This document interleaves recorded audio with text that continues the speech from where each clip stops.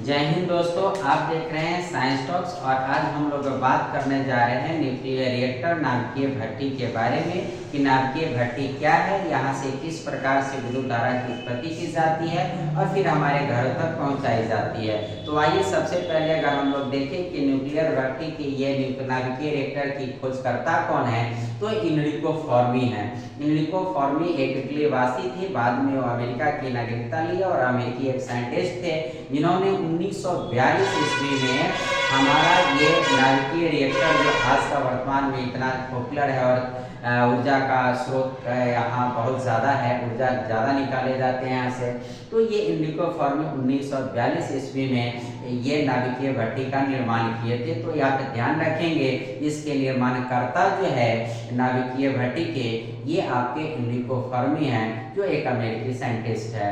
अब अगर हम लोग बात करें कि ये नाभिकीय रिएक्टर किस सिद्धांत पर कार्य करता है, तो इसका ध्यान रखिएगा। नाभिकीय रिएक्टर नाभिकीय नियंत्रित विखंडन के सिद्धांत पर कार्य करता है। यहाँ पर ये ध्यान रखिएगा, नाभिकीय नियंत्रित विखंडन अभिक्रिया क्या होता है। अगर आप ये नहीं जान रहे हैं तो मेरे क्लास को आप देखिए, मैंने इस पर एक क्लास ऑलरेडी ले रखा है। यदि अभी तक आप मेरे चैनल को सब्सक्राइब नहीं किए हैं तो सब्सक्राइब कीजिए और कमेंट करके बताइए कि आपको ये क्लास कैसा लग रहा है। आइए हम लोग देखते हैं और इस नाभिकीय रिएक्टर को समझने की कोशिश करते हैं। अगर ये नाभिकीय रिएक्टर की सैद्धांतिक अगर हम लोग बात करें कि नाभिकीय रिएक्टर करता क्या है आखिर, तो नाभिकीय रिएक्टर क्या करता है सैद्धांतिक रूप से अगर देखें तो नाभिकीय विखंडन से तापीय ऊर्जा की प्राप्ति करता है। यानी सबसे पहले यहाँ पर जो विखंडन की घटना घटती है, न्यूक्लियर फिजन की घटना घटती है, इससे ऊर्जा कौन सा मिलता है, तापीय ऊर्जा यानी ऊष्मा मिलता है और इस ऊष्मा से यांत्रिक ऊर्जा की प्राप्ति की जाती है, टरबाइन को नचाया जाता है और फिर इस यांत्रिक ऊर्जा से अंत में हम लोग विद्युत धारा की प्राप्ति करते हैं। तो अगर हम लोग मूल उद्देश्य अगर समझे कि नाभिकीय रिएक्टर बनाने का मूल उद्देश्य क्या है, तो नाभिकीय रिएक्टर बनाने का मूल उद्देश्य जो है विद्युत धारा की प्राप्ति करना। तो आइए हम लोग इसको ए वन बाई वन करके देखते हैं। आप यहाँ पर एक फिगर देख रहे हैं दोस्तों, ये एक डायग्राम है। अलग अलग देशों में इसकी संरचना जो होती है वो अलग अलग तरीके से हो सकती है, लेकिन एक डायग्राम है जो हम आपको समझाना चाहते हैं। यहाँ पर एक ऊपर देख रहे हैं, एक ऐसा ये आकृति जो ऊपर देख रहे हैं एक दीवार होती है, एक तरह से समझिए। अगर हम नाभिकीय रिएक्टर का हम लोग पार्ट की अगर बात करें तो ये इसके 4 महत्वपूर्ण पार्ट होते हैं। पहला होता है शिल्डिंग, जिसको हम लोग कहते हैं हिंदी में परिरक्षक। यानी ये न्यूक्लियर रिएक्टर जहां बनाई जाती है उस न्यूक्लियर रिएक्टर के चारों तरफ, यानी वो एक बंद कमरे में होती है जिसकी एक दीवार घिरी रहती है, जिसके 8 से 10 फीट विशेष प्रकार के कंक्रीटों से बनाई जाती है। 8 से 10 फीट मोटी दीवार होती है चारों तरफ से, इसको शिल्डिंग कहते हैं, परिरक्षण कहते हैं। ये अंदर के हानिकारक किरणों को बाहर निकलने से रोकने का कार्य करता है। तो ये पहला काम हुआ हमारा, इसका पहला पार्ट हुआ। उसके बाद अगर देखें हम लोग तो कूलेंट होता है, यानी यह कूलेंट का मतलब होता है शीतलक। ये शीतलक क्या होता है, यह है इसके बाहरी खोल को यानी बाहरी वातावरण को ये ठंडा करने का काम करता है, ठीक है ना। और फिर उसके बाद हम लोग मॉडरेटर के देखते हैं तो ग्रेफाइट या कैडमियम की छड़ जैसे होते हैं जो इलेक्ट्रॉन की गति को मंद करने का काम करते हैं। और फिर इसके ईंधन के रूप में देखें तो ईंधन U-235 का समस्थानिक का प्रयोग किया जाता है। मैंने इसकी एक बार में आपको हमने क्या किया, एक बार में मैंने बता दिया, लेकिन अब 1 बाई 1 पार्ट को हम लोग अब समझते हैं। सबसे पहले आते हैं कि यहाँ पर एक वाटर टैंक है, ये हमारा वाटर टैंक है। यहाँ से क्या करते हैं, यहाँ पानी भरी हुई रहती है और यहाँ एक से नली रहती है, इस नली से आकर वाटर जो है इस पर ऊपर की तरफ यहाँ, यानी यहाँ पर एक जो ये आप देख रहे हैं, यहाँ पर ये जो हिस्सा है, ये हिस्सा जो आप देख रहे हैं इतना बड़ा ये हिस्सा, ये नाभिकीय रिएक्टर का ये जो हिस्सा जो आपका है, ये हिस्सा पानी से भरा हुआ हिस्सा होता है, यानी इसमें पानी रहते हैं, ठीक है ना। अब इस हिस्से के, अब इसके अंदर की अगर हम लोग बात करें तो इसके अंदर ये जो आप रेड कलर से देख रहे हैं, ये जो है यही आपका U-9235 है, यानी यही आपका इससे नाभिकीय रिएक्टर का ईंधन है और यही आपका यूरेनियम है। और यही यूरेनियम का नाभिकीय विखंडन होगा। और नाभिकीय विखंडन होगा, कैसा नाभिकीय विखंडन होगा? तो यह नियंत्रित नाभिकीय विखंडन होगा। और इस नियंत्रित नाभिकीय विखंडन से क्या निकलेगा? तो यहाँ से दो चीजों का निकलना होता है। आप इस चीज को अच्छी तरह से जानते हैं, पहले आप पढ़ चुके हैं। इसमें हमारा एक ऊर्जा निकलता है और यह ऊर्जा किस रूप में होता है? थर्मल एनर्जी यानी उष्मीय ऊर्जा होता है। और साथ ही क्या निकलते हैं? 3 न्यूट्रॉन निकलते हैं। एक नाभिक के टूटने से 3 न्यूट्रॉन निकलते हैं। फिर वो 3 में से यहाँ पर कैडमियम या बोरॉन के क्षार लगे रहते हैं या भारी जल का इस्तेमाल किया जाता है। ये सबसे 2 न्यूट्रॉन को अवशोषित कर लिए जाते हैं, फिर एक नाभिक को तोड़ते हैं, फिर ऊर्जा निकलती है, फिर 2 न्यूट्रॉन को अवशोषित कर लिया जाता है। ये प्रक्रिया इसके अंदर चलती रहती है।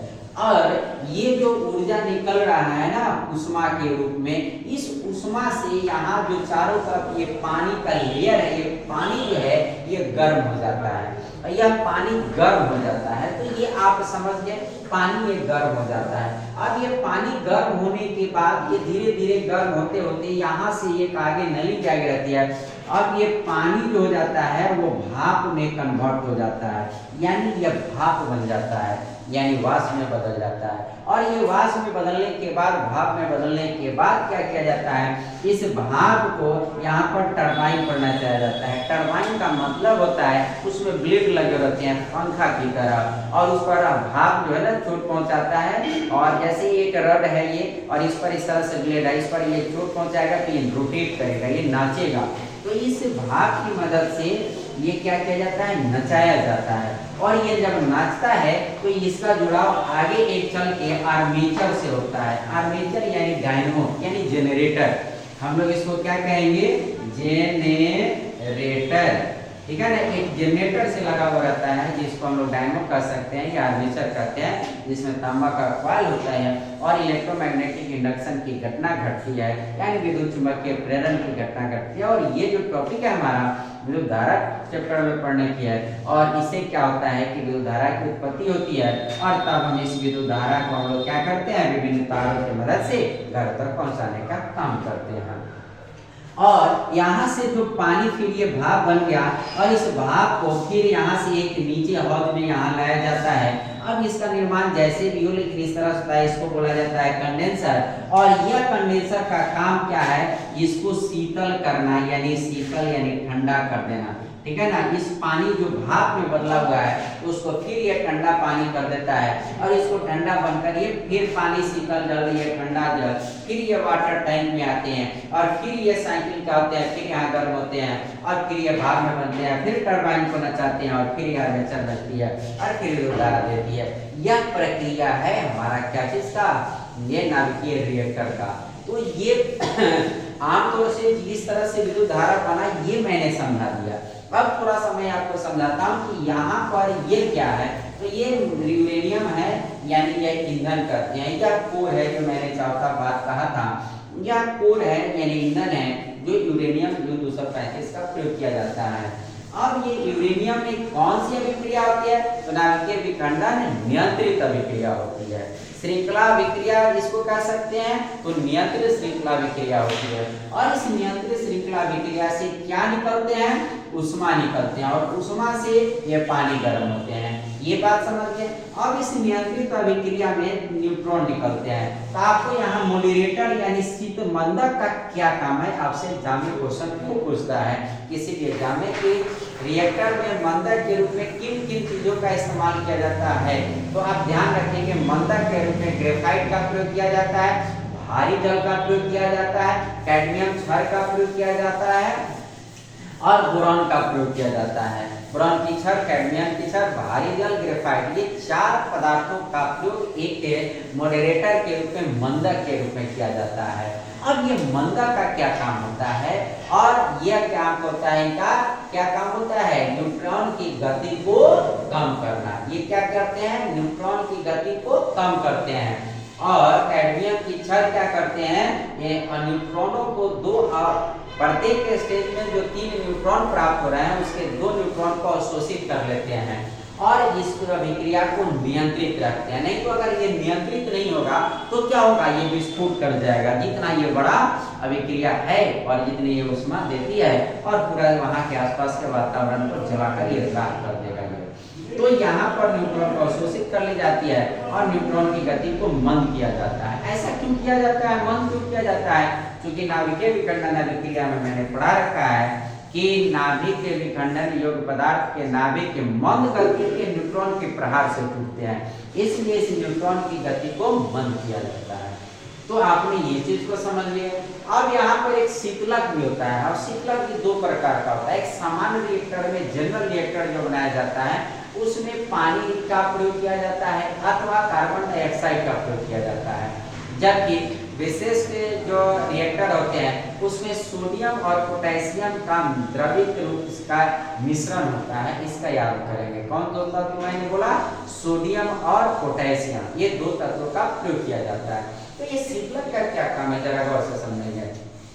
यहाँ पर जो ये ऊष्मा निकल रही है और ये ऊष्मा इस पानी को गर्म कर रही है और इसके बाद भी ये बहुत गर्म हो जाता है और इसको ऐसे ही अगर छोड़ दिया जाए तो ये सबको पिघलाकर राख कर देगा ये। तो इसके ऊपर से ये जो होता है ना, एक लेयर बनाई गई रहती है। इस लेयर को हम लोग क्या कहते हैं, शीतलक कहते हैं।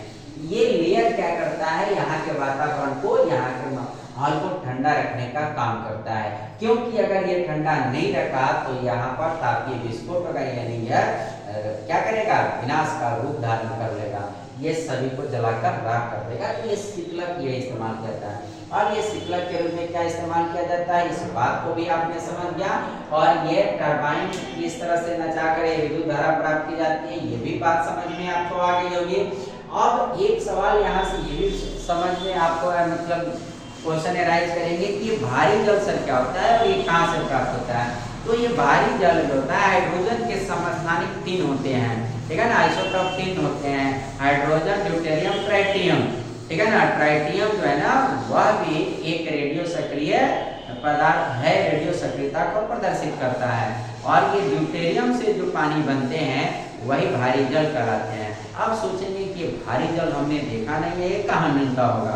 तो भारी जल समुद्र से मिलता है, यानी भारी जल का सबसे बड़ा स्रोत जो है वह समुद्र है, ठीक है ना। भारी जल का सबसे बड़ा स्रोत क्या है, समुद्र है। समुद्र तो बहुत है हमारे धरती पर, 71% भाग पर तो पानी ही पानी है, समुद्री है। और वहाँ पर पर्याप्त मात्रा में D2O यानी ड्यूटेरियम ऑक्साइड यानी भारी जल मौजूद है। अब इसका इस्तेमाल कहाँ किया जाता है, इस नाभिकीय रिएक्टर में इस्तेमाल किया जाता है मॉडरेटर के रूप में, मंदक के रूप में। इस बातों को समझ जाने के बाद अगर हम लोग अगर देखें कि इस पर नाभिकीय ये ऊर्जा किस तरह की ऊर्जा है, मतलब ये क्या फायदेमंद है कि नुकसानदेह है, तो ये हम लोग देख सकते हैं कि ये कम मात्रा में यानी कम ईंधन से अधिक ऊर्जा दे सकती है और ये देती भी है। लेकिन इसकी सबसे बड़ा जो प्रॉब्लम है वह है इससे होने वाले भयानक दुर्घटना। अगर इसमें एक भी चूक हो जाती है तो ये बहुत तबाही का रूप धारण कर लेता है, जिसका उदाहरण रूस के यूक्रेन भाग में आपने देखा होगा, सुना होगा। जो ऑब्जेक्टिव क्वेश्चन खूब पूछे जाते हैं, वहाँ पर चेरनोबिल घटना घटी थी जो काफी विनाश का रूप धारण की थी, काफी विनाश किया था जानमाल का, ठीक है ना, जानमाल का। तो ये इसकी अच्छाइयाँ और मतलब ये ऊर्जा का स्रोत अच्छा है, यस अच्छाइयाँ है इसकी। और बैड थिंग से जुड़ा हुआ है कि यह घटना अगर घटती है कोई इसमें तो ये बहुत विनाशकारी होती है घटना। अब अगर हम लोग इसकी बात करें कि मैंने यहाँ पर बोला है कि इसका परमाणु ऊर्जा का सैद्धांतिक चरण जो है, यानी ये नाभिकीय रिएक्टर का सैद्धांतिक चरण, इसकी अलग हम लोग बात करें कि देखें सिद्धांत के तौर पर ये करता क्या है, तो जरा गौर से देखिएगा। यहाँ पर ये क्या करता है, ताप ऊर्जा की उत्पत्ति किया। तो इस रिएक्टर का पहला काम है ताप का निर्माण करना, यानी ऊष्मा का निर्माण करना, यानी ऊष्मीय ऊर्जा का निर्माण करना। और इस ऊष्मीय से ये पानी गर्म होकर भाप बनेगा। तो ये भाप जो होता है क्या होता है, यांत्रिक रूप से ऊर्जा हो जाएगा इसमें, क्यों, क्योंकि ये गति करेगा। और ये गति से फिर ये टरबाइन नचेगा, तो ये भी नाच रहा है यानी गति कर रहा है, तो यहाँ भी यांत्रिक ऊर्जा है। और यह यांत्रिक ऊर्जा फिर यहाँ पर आर्मेचर में विद्युतीय ऊर्जा में बदलेगा। तो हम यह कह सकते हैं कि इस परमाणु रिएक्टर का सैद्धांतिक जो पक्ष है, चरण है, सबसे पहले तापीय ऊर्जा का निर्माण होगा, तापीय ऊर्जा से यांत्रिक ऊर्जा का निर्माण होगा, यांत्रिक ऊर्जा से विद्युत ऊर्जा का निर्माण होगा। यानी न्यूक्लियर रिएक्टर का अंतिम परिणाम, एंड रिजल्ट, विद्युत ऊर्जा ही है। ठीक है ना। अब अगर हम लोग बात करें कि भारत में तापीय रिएक्टर कहाँ कहाँ पर है, तो आपने एक महाराष्ट्र का नाम सुना होगा। महाराष्ट्र की फेमस जगह है तारापुर। तो तारापुर में नाभिकीय रिएक्टर है। फिर इसके बाद आप जानते हैं राणा प्रताप सागर, ठीक है ना, नियर कोटा इन राजस्थान, यानी राजस्थान में कोटा एक जगह है, उसके पास में बनाया गया राणा प्रताप सागर, वहां पर एक नाभिकीय रिएक्टर स्थापित की गई है। फिर कलपक्कम आप जानते हैं तमिलनाडु में है। फिर इसके अलावा नरोरा हमारे जस्ट बिहार के बगल में यूपी में है, यूपी में नरोरा बनाया गया है। फिर आपका है कि क्या कहते हैं कैगा, एक नाम सुने होंगे कैगा, ये कर्नाटक में है। तो यहाँ भी न्यूक्लियर रिएक्टर बनाए गए हैं। तो भारत में न्यूक्लियर रिएक्टर इस तरह से कई जगह पर लगाए गए हैं। लेकिन अगर भारत की कुल ऊर्जा का अगर देखा जाए कि ये कितना प्रतिशत ऊर्जा की भरपाई करता है न्यूक्लियर रिएक्टर, तो दोस्तों पूरे एनर्जी उत्पादन में मात्र जो है 2%, कितने परसेंट, 2% ही ऊर्जा की पूर्ति करता है नाभिकीय रिएक्टर। यानी हम लोग अभी नाभिकीय रिएक्टर से ऊर्जा प्राप्त करने में बहुत पीछे हैं। और अगर हम लोग देखें तो तापीय ऊर्जा ज्यादा हमारे यहाँ प्रयोग किया जाता है। तापीय ऊर्जा यानी कोयला जलाकर विद्युत धारा लगभग 70% प्राप्त की जाती है। और नाभिकीय ऊर्जा का हो गया 2%, 70% हो गया तापीय यानी कोयला से।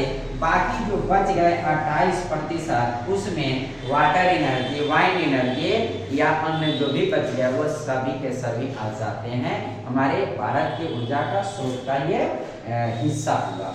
तो मैं समझता हूँ कि नाभिकीय रिएक्टर को आप अच्छा से समझे होंगे।